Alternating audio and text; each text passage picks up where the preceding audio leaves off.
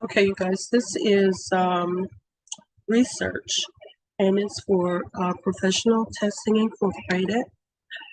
And let's see, the name of this post is Building High Quality Examination Programs from the Item Bank, the Professional Testing blog, 5 misconceptions about psychometricians. And this was written by Aiden Subtlehand. Sorry if I mispronounced that. It says, if you've ever taken a standardized test or pursued a professional certification or license, which you know we have, hundreds, there's a good chance a psychometrician played a key role in developing it. How about that? You ever heard of that before? Yeah, let's see. Despite their significant impact across various professions and industries, psychometricians often face misconceptions due to the specialized and sometimes misunderstood nature of their work. Many people might not be familiar with psychometrics or the role of psychometricians play. To clarify what psychometricians actually do, I'll address and correct some common misconceptions about their day-to-day work. Number 1, they create test content. Psychometricians do not create test content. In fact, they typically have limited knowledge of it. Although psychometricians might gain some understanding through collaboration with subject matter experts, SMEs, it is highly unlikely they could pass the very exams they develop. While familiarity with test content can be advantageous when working with stakeholders, it is ultimately the expert's responsibility to determine what test takers or candidates ought to know. Psychometricians concentrate on the design, development, analysis, and validation of assessments to ensure they accurately measure their intended objectives. This involves analyzing test data, conducting item, which is test question, analysis to ensure questions are fair and unbiased, and performing validity studies to confirm the test measures the right constructs. Number 2, psychometricians are just statisticians. They aren't just statisticians. An often overlooked aspect of their work is the interactions that take place with subject matter experts. Key activities such as item development, passing score studies, and job analysis meetings require active participation from psychometricians. Okay? Item development, passing score studies, and job analysis meetings. Okay? That's where the active participation comes in. They may not be experts in fields like echocardiography, landscape architecture, or audio system installation, but psychometricians play a consequential role in guiding those who are. For example, during a job analysis meeting or professional examination in landscape architecture, a psychometrician facilitates discussions with SMEs, that's subject matter experts, to identify critical tasks and knowledge areas required of competent landscape architects. Often SMEs expect candidates to know everything experts do, but the exam's goals is to assess if candidates meet the required competence for the role. Hence why it's incredibly rare for an exam to have a 100% passing rate. In such instances, psychometricians need to balance the discussion, uncover the exam's core purpose, and create an image of what a successful candidate looks like. The psychometrician is always focused on validity and reliability so examinations are trustworthy and meaningful. For example, when you're on Indeed.com, there are assessments that are done that you can take, that different employers may want you to take. After you take this assessment, those scores are sent to the employer. However, there is a disclaimer on those assessments by Indeed that basically undermines the whole exam. It's a waste of time for you to do it, and employers are encouraged not to use those assessments when picking out a candidate to interview or to hire. FYI, okay? So, are Indeed, for example, are Indeed exams reliable, valid, trustworthy, or meaningful? The answer is no.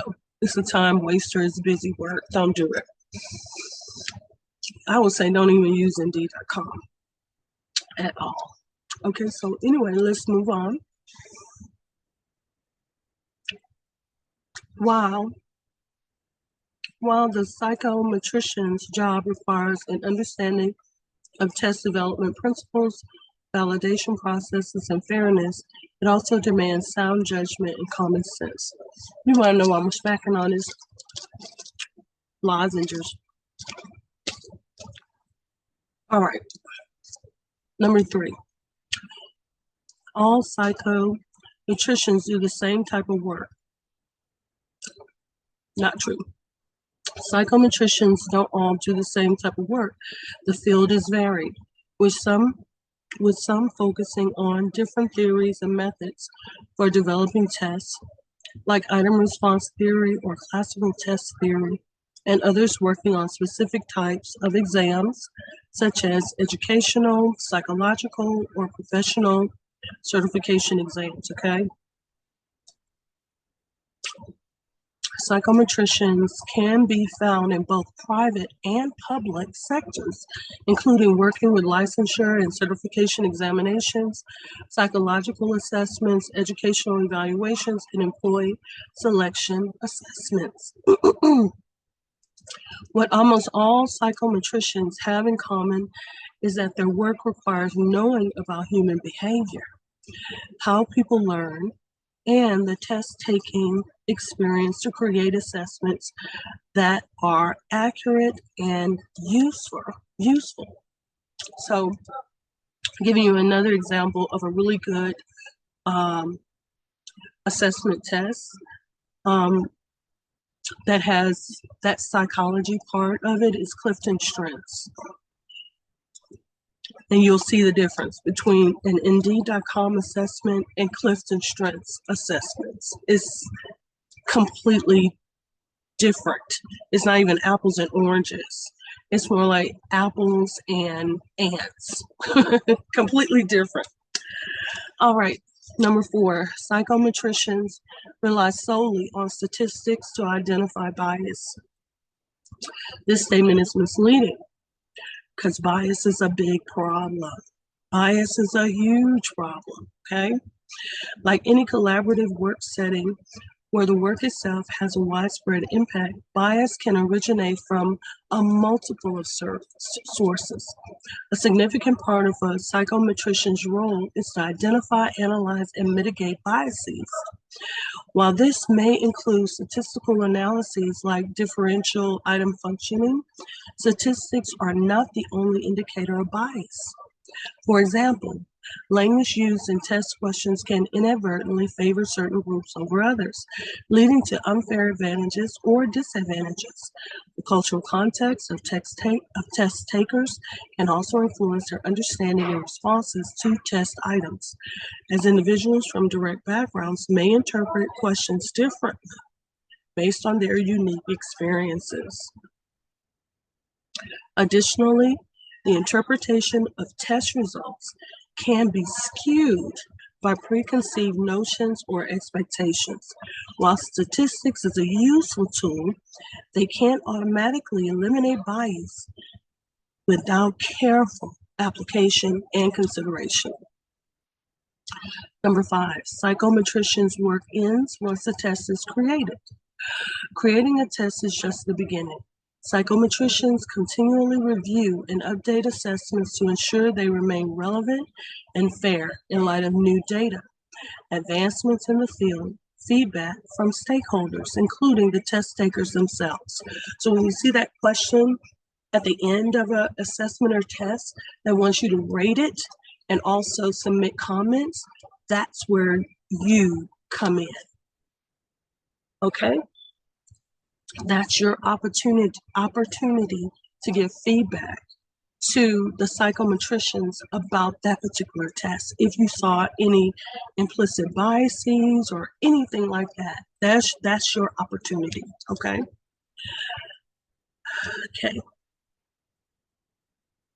Psychometricians analyze item performance data to identify any questions that may be functioning poorly or unfairly. In collaboration with SMEs, psychometricians maintain and expand extensive item banks, which can contain thousands of questions ready for future exam administrations. These item banks are curated to ensure a wide range of difficulty levels and content areas are covered, supporting the development of balanced and comprehensive assessments. Okay? So I hope this answers your question and you understand the importance of assessments as well as testing for various licenses and aptitudes, whether you are completing an exam on Microsoft Azure to Microsoft Office or Power BI or SaaS programs, or getting certified in Google apps, Google Docs, Google Sheets, etc. Okay. All right. And then when you complete a test, if there's a disclaimer or anything like that, read what that says so that you know whether or not this test has validity, has some type of value, or if it's just busy work. I'm against busy work. I'm against wasting your time. Okay? So that's that on that. And I hope you enjoyed it. Please like the video, share the video, subscribe to the channel, and I'll talk to y'all later. Bye.